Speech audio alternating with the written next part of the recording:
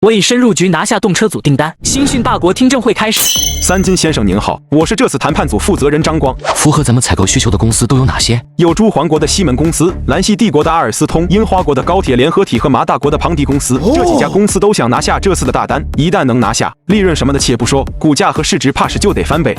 咱们抛出来的单子动辄几百亿、几千亿，这确实是世界级的大单子。这次的采购订单到底有多大？首次采购为140组的列车组，当然这只是开胃小菜，后续还有4纵4横的铁路网规划，总里程达到了2万公里。那咱们有没有理想目标？朱环国的西门公司技术最先进，最弱的是麻大国的庞迪公司，但庞迪公司是最听话的，因为他们早就在我国成立了合资企业，所以我们无论提出任何要求，他们都愿意接受。所以上峰的意思是，这样听话的小老弟多少还是要照顾一下的，大单子肯定不能给，但是小单子给点没问题，也能保底。好，现在就对外公布咱们首批采购需求，140列动车组。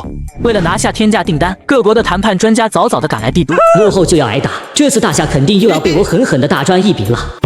这次的谈判恐怕不会很轻松。我也听说了，西门公司那边坚信我们垂涎他们的高端技术，我们找其他公司来，只是为了打压他们的谈判价格，所以冯比利应该会姿态很高。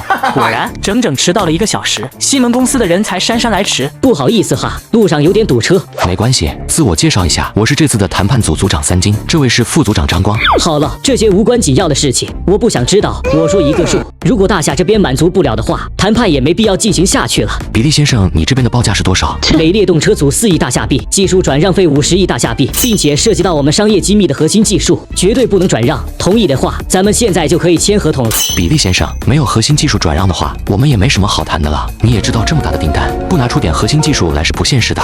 想要核心技术也不是不可以，但是320公里的动车核心技术是我们西门公司的立身之本，一旦你们拿走了，会极大的削弱我们的竞争力。又有谁愿意干这种亏本的买卖呢？所以呢，得加钱。我说一个数，每一项核心技术10个亿。我们买技术是为了赚钱，你这样等于直接把我们以后要赚的利润提前拿走了，把我们当凯子吗？你们可以还价吗？今天的谈判先到此为止吧，我们考虑一下。我们西门公司已经拿出了10足的诚意，连最关键的核心技术都愿意卖了，希望大夏这边也让我们感受到诚意。冯比利走后，张光直接骂了10多分钟。发泄完了吗？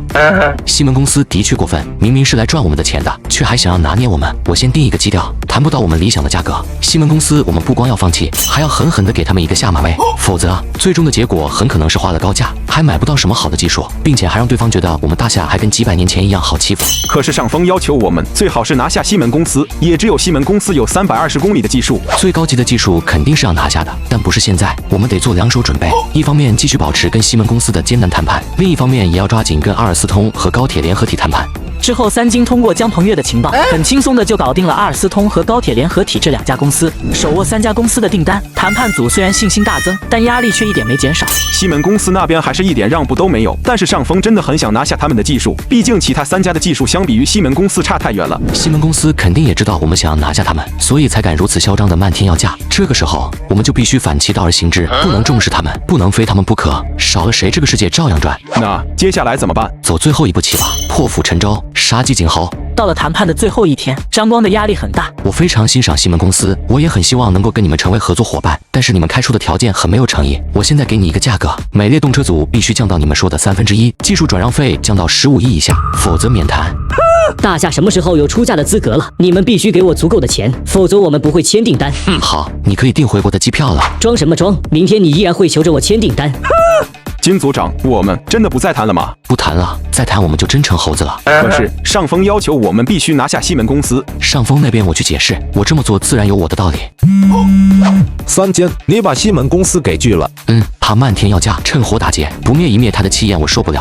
那你让我怎么说你好呢？他们要价高，可以商量嘛。拿下西门公司，拿下最优秀的技术，才算是完成任务。现在你让我怎么跟上峰交代啊？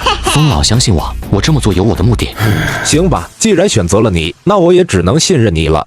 隔天，冯比利依旧自信地认为大夏一定会选择西门公司。嗨，咱们今天晚去一会，让他们知道谁才是主子。这时，电视上突然播放了一条新闻：恭喜我国拿下了庞迪公司、阿尔斯通公司和高铁联合体3大公司的合同。很遗憾，西门公司在本次竞标中出局。这怎么可能的？他们怎么敢真的放弃西门公司？我们的技术是世界第1流的啊！他们难道不想要了？总裁，不知道哪个大空头在做空西门公司，股价暴跌了38%。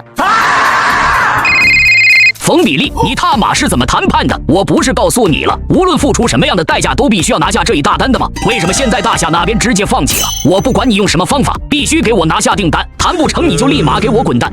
挂断电话，冯比利火急火燎地找到三金。这次我只给你1分钟的时间。金总，误会都是误会，咱们有话好说，有事好商量，我们就按您说的那个价，咱签合同行吗？完了，迟来的诚意比草芥，冷风送客。当天，冯比利早餐没吃完就被炒鱿鱼的新闻出现在了各大媒体上。冯老，您找我来是因为这次谈判的事情吧？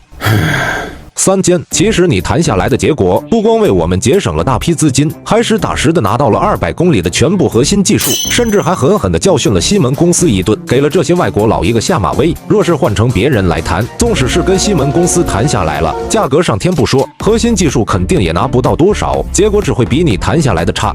您直接说但是吧。但是天权星和天书星举报你办事不力，这次任务的功劳就没有你的份了。不但如此，后续最重要的4纵4横铁道计划的订单谈判，你也不能再参加了。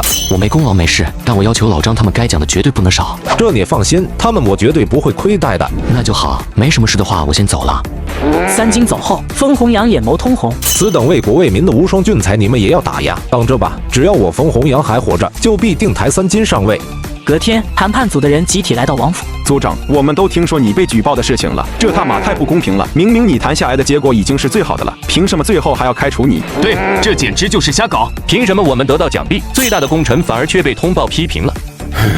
公道自在人心，我相信数百年后人们会给我一个公道的评价。组长，其实我们这次找你是因为马上要进行时速300公里的招标了，说白了就是针对西门公司去的。您说上次西门公司在我们这吃了个大亏，这次会不会还狮子大开口啊？老张，你态度强一点，狠狠的砍价就是了。那然后呢？没有然后了，你只要不是砍到他们没有利润，无论多低对方都会答应的。你去谈了就知道了。到了谈判的日子，张光小心翼翼地报了个最低价。张先生，这个价格我们几乎没有利润可言了。不过低就低点吧，我们西门公司是诚心跟大夏合作的。这就同意了。你确定吗？我说的是所有核心技术不得保留，不能设有技术转让障碍。张先生，我就是个打工的，我可不像上一波人那么傻，谈到最后把自己的工作都搞没了。只要有点利润，能拉升公司的股价，差不多就得了。这一刻，张光一下子想通了所有的事。三金的杀鸡儆猴不是没成功，一切全都在他的算计之中，甚至他自己被人举报都算到了。谋士以身入局，举其胜天半子，先生大义啊！时间终于来到了新讯集团的罢国听证会，场馆内坐满了世界各地的金融专家。记住你们的承诺，一会进去了，你们敢整什么幺蛾子？我有的是办法让你们的公司破产。